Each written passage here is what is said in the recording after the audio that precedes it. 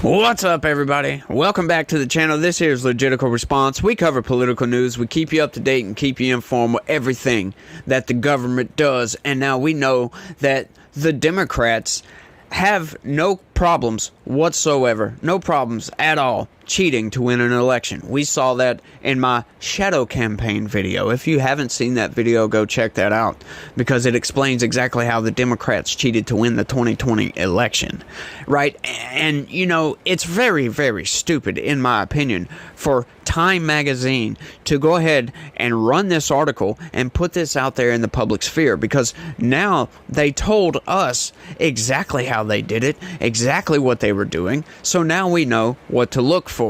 And the Trump campaign has absolutely heard that message and has responded in kind, and they are hiring hordes. Right? I use that for the left. Like, I used that in that video. I said they hired hordes of Democrat activists to go around and get Democrats to vote by mail in 2020. That's how they cheated. They also changed the rules around election. They changed laws around election to allow them to do so. Yeah, that's right. They changed the laws and changed the rules right before the election to allow Democrat activists to go around to Democrat residences to get Democrats to vote by mail. And it wasn't just somebody showing up one day, knocking on the door saying, "Hey, have you filled out your ballot? Oh, by the way, evil orange man, don't forget, Donald Trump's evil." It wasn't just that. It was the fact that if they didn't send in their mail-in ballot, they would go and knock on the door again. They were harassing people until these people said, "Yes, I filled out my mail-in ballot," or they told them to, go away, blah, blah, blah. They kept on harassing these people to get them to vote. But once again, like I said, now that they've put their plan out there, the Trump campaign has seen that plan and is responding in kind, and they are hiring hordes. You like it?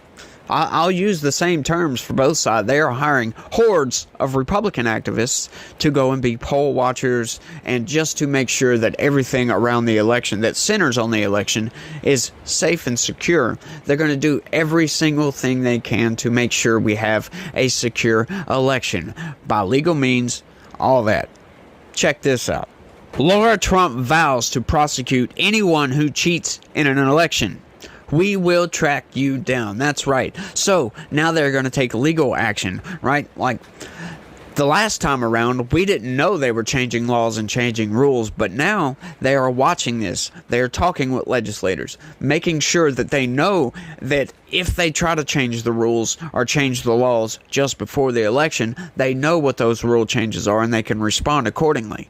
So this is a good thing. This keeps the playing field even. I've used the analogy before in the past. It's like you got two teams in a baseball game, right? You got the Democrats versus the Republicans, right? So in 2020, it was like, okay, the coach with the Democrat side went and hired some MLB officials to go and change the rules of the game around, like, I don't know, let's say stealing bases or something like that. So they changed the rules around stealing bases just before the game starts, like hours before the game starts, right? So now the Republicans don't know the rule changes around stealing bases. So when the game starts being played, the Democrats start stealing bases illegally, but it's not illegally, right? The Republicans don't know that the rules were changed, so they're sitting there yelling out to the umpire like, "Hey, they're illegally stealing bases," and the umpire's like, no, it's legit, trust me. And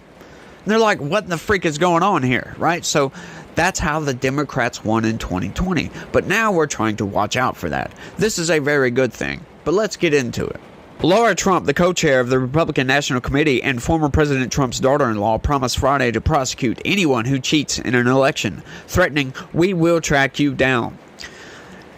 "This year is the year we do it," Laura Trump said at Turning Point USA's Detroit convention. "We are also sending a loud and clear message out there to anyone who thinks about cheating in an election. We will find you, we will track you down, and we will prosecute to the fullest extent of the law."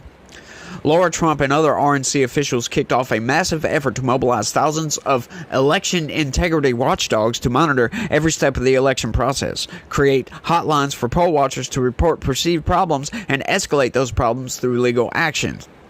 The initiative immediately drew concerns that it will lead to harassment of election workers, the Associated Press reported. The Associated Press would report that because they are a left-wing organization. They are full of left-wing activists. All these people in the corporate press are left-wing activists. Oh, we're worried about them getting harassed, right? Sure. If you do something that is illegal, or you're trying to cheat, or you're trying to change something about the elections, we want to know about it. And we want people there to see it happen. And we want to make sure and take record of that. So if you do anything that is illegal, we can track you down, right? Like, if they're not doing anything that's illegal or something they shouldn't be doing, there should be no problem, right? Right. But the Democrats, in their infinite wisdom, they're like, oh no, they're going to be harassed. Oh my God, these people are nuts. It's just crazy the lengths they'll go to try to make Republicans look evil. It just blows my mind all the time, because it's like, most Republicans are Christians, and they've outright said Christians are evil. And that again, once again, blows my mind. You know, people that read the Bible and people that try to follow the Ten Commandments, yeah, those are evil people. People that will get out there and pray for your safety, pray for your healing, and pray for this and pray for that. Those are the evil people, folks. Oh, they're all bigots. No, we just don't believe in your ideology. That's not bigoted. That's just, we don't want you to push your ideology on us. But we're the bigots for not wanting your ideology pushed on us. I'm sorry. You can shut the front door with that one and get on out of here. But let's continue the story before I get off on some sort of weird tangent talking about Christians. What we need to ensure is integrity in our electoral process, Laura Trump said at the event hosted in a critical county in Michigan. We will never go back and repeat 2020, but we can learn the lessons from 2020. Her father-in-law, Trump, has continued to refuse to accept the results of the 2020 presidential election, and he and his allies have spread false claims of voter fraud, resulting in immediate legal battles after the election and being prosecuted in the years since. Yes, like I said, with the baseball game analogy, of course they thought there was election fraud. But however, Donald Trump does need to stop doing that. That is not a winning argument. That is only making him look like a tinfoil hat wearing conspiracy theorist. Crazy conspiracy theorist. He needs to stop with that, right? Get over the 2020 election. Yes, they cheated, but they did it legally because, like I said, they changed the rules and laws before the election to be able to do so. Is that fair? No, that is not fair. However, it is legal, and that is how they won. That's why we saw such a turnout in 2020. You know, I've showed that graph before of the popular vote from 2016 and then the popular vote from 2020. There was almost 30 million more votes from one presidential election cycle to the next. Yeah, that's not normal, by the way, and that's why a lot of people, till this day, that don't know about the shadow campaign still believe there was widespread voter fraud. No, I'm sorry to break it to anybody out there. There wasn't widespread voter fraud. There was some voter fraud, but it wasn't enough to sway the election. There's voter fraud in every election. It's going to happen. It might not even have been intentional fraud. It may have been accidental fraud, like somebody messed up on their signature or they got something wrong on their ballot. That's not necessarily fraud. That's mistakes. But there wasn't enough to sway the election. The court cases proved that. However, if you want to call what the Democrats did, changing the rules and laws and all this right before the election, if you want to call that fraud, go right ahead. However, it doesn't really fall under the definition of fraud. It's more like cheating, and that's why I say they legally cheated to win that election. So I kind of wish these people would stop putting out these claims of voter fraud, because it's not, technically. They done it through legal means. Trump allies already have signaled that he might not accept the results of this year's election if he loses to President Biden. That's not true. That's another Trump hoax. He said if everything is fair and there is no funny business, he will accept the results of the 2024 presidential election. That's what he said. That's almost his exact words. And any politician that's in an election should feel that way, right? Like, I hate that all these left-wing activists on like CNN and MSNBC, they keep asking Republicans, will you accept the results of the 2024 election? Before the election has even happened, right? Like, that makes absolutely no sense. How do we know? What if there's a bunch of fraud? Are you going to expect them to accept the results of an election if there is widespread voter fraud? No, you won't.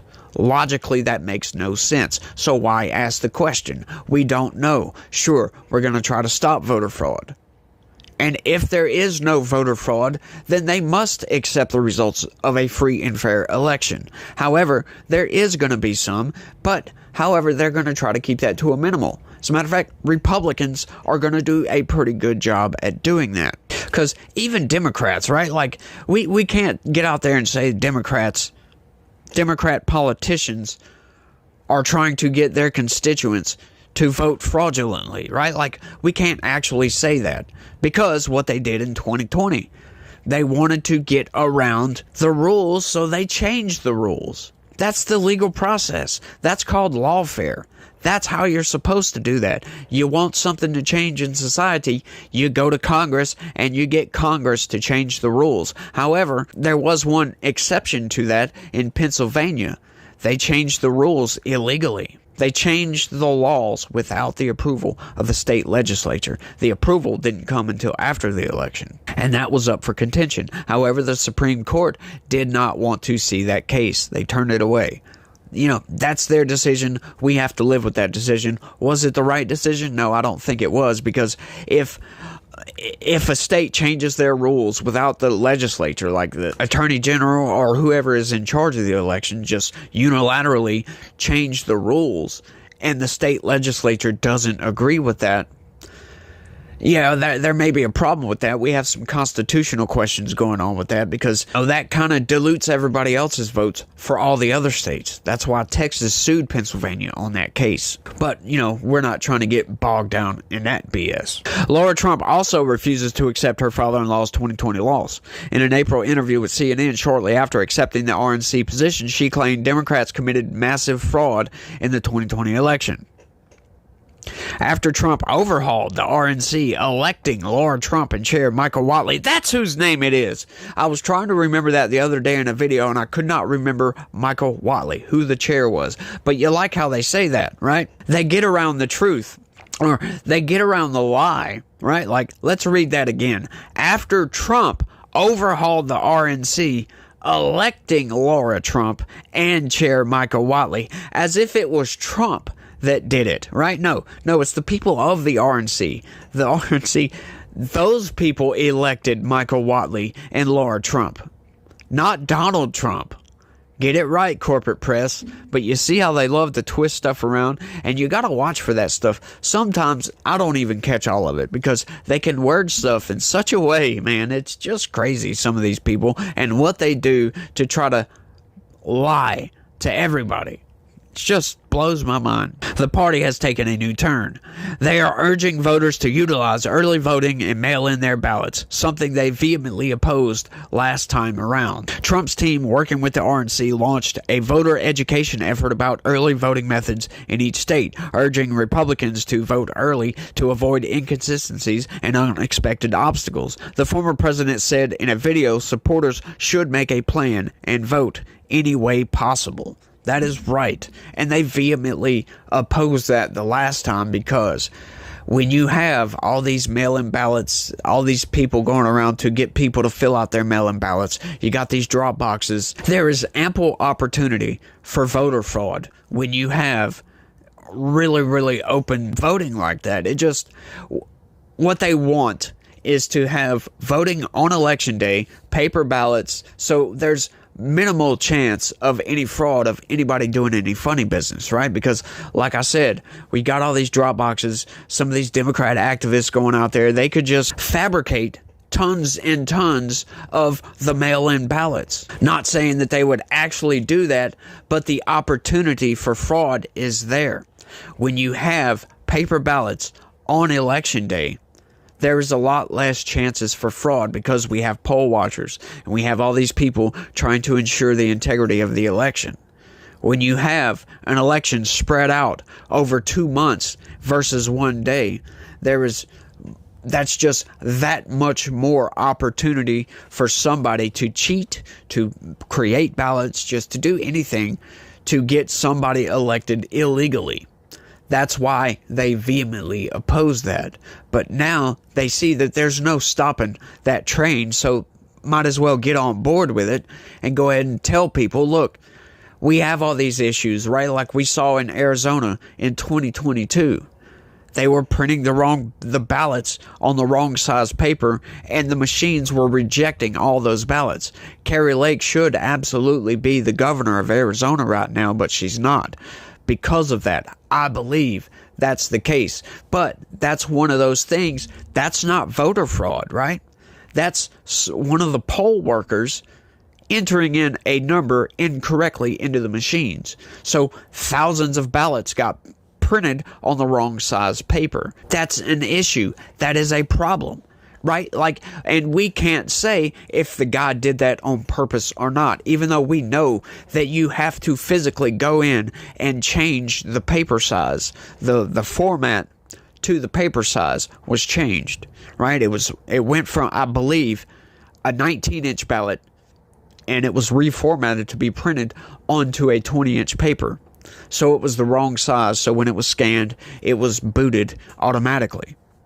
That was done in, I think, 2 or 3 different places that are majority Republican. So thousands of Republican votes weren't counted.